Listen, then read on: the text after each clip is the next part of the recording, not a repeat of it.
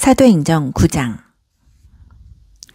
그동안 사울은 주님의 제자들을 죽이려고 바싹 추적하고 있었다. 그는 대제사장에게 가서 다마스쿠스의 여러 회당에 가져갈 체포영장을 받았다.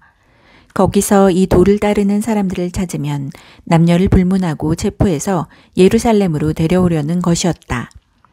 그는 길을 떠났다.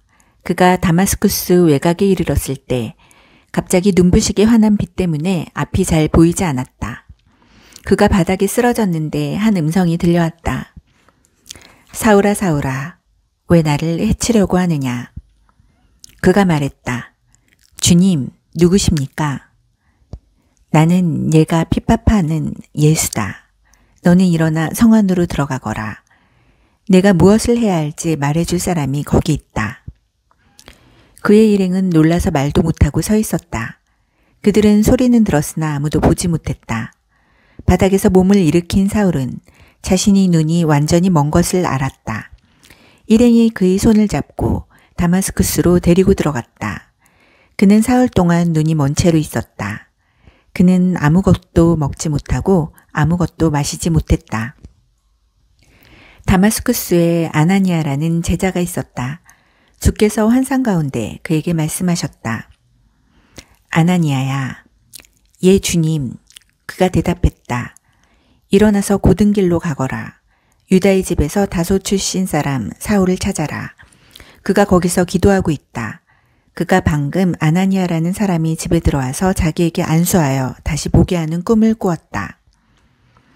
아나니아가 항의했다. 주님, 진심이 아니시겠지요? 모두가 이 사람과 이 사람이 여태까지 행한 끔찍한 일들과 예루살렘에 있는 주님의 백성에게 저지른 만행에 대해 말하고 있습니다. 이제 그는 우리에게도 똑같이 할 수 있는 권한이 적힌 문서를 대제사장한테 받아서 여기 나타난 것입니다. 그러자 주님이 말씀하셨다. 이유를 묻지 말고 가거라. 내가 그를 이방인과 왕과 유대인들 앞에 세울 나의 대리인으로 뽑았다. 이제 나는 장차 그가 당할 일, 곧 이 일에 따르는 혹독한 고난을 그에게 보여줄 것이다. 아나니아가 그 집을 찾아가서 눈이 먼 사울에게 안수하고 말했다. 사울 형제여, 당신이 여기 오는 길에 배웠던 주님이신 예수께서 당신이 다시 보고 성령으로 충만해지도록 나를 보내셨습니다. 그의 입에서 말이 떨어지자마자 사울의 눈에서 비늘 같은 것이 떨어졌다. 사울은 다시 보게 되었다.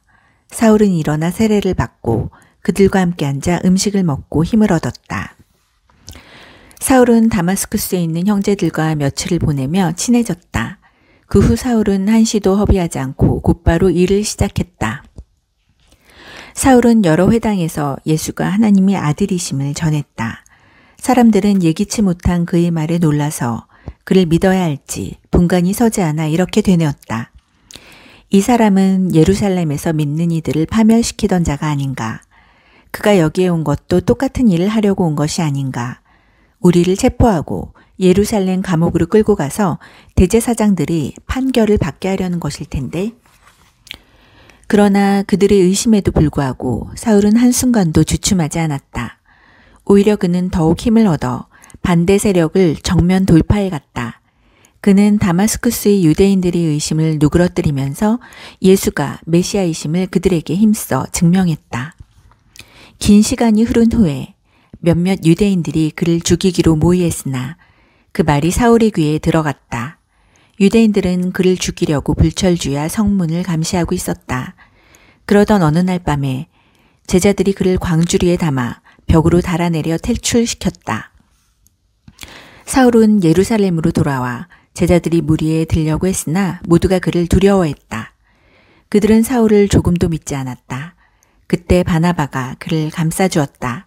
바나바는 사도들에게 사울을 소개하며 그를 옹호했다.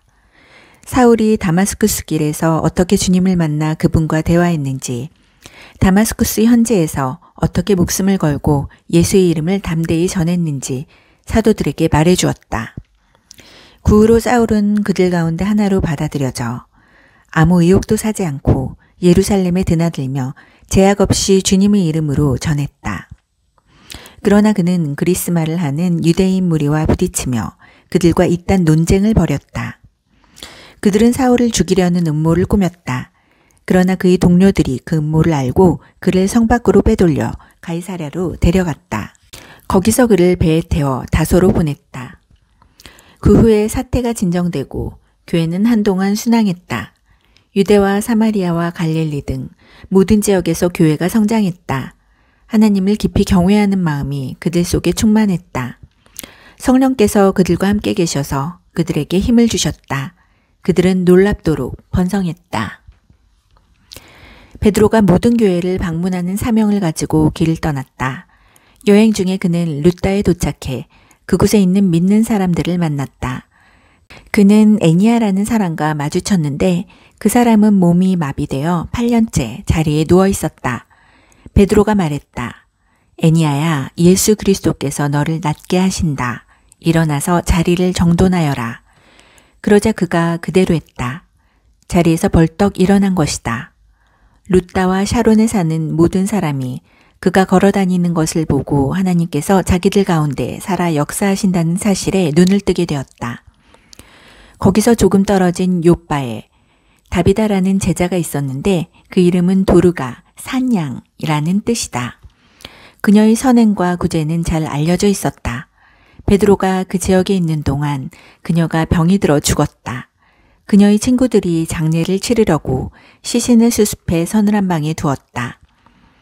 마침 베드로가 인근 루다를 방문 중이라는 말을 들은 몇몇 제자들이 그에게 두 사람을 보내어 그들이 있는 곳으로 와줄 수 있는지 물었다. 베드로는 즉시 일어나 그들과 함께 갔다. 그들은 다비다의 시신을 안치해둔 방으로 그를 안내했다. 대부분 과부인 고인의 옛 친구들이 방 안에서 울고 있었다.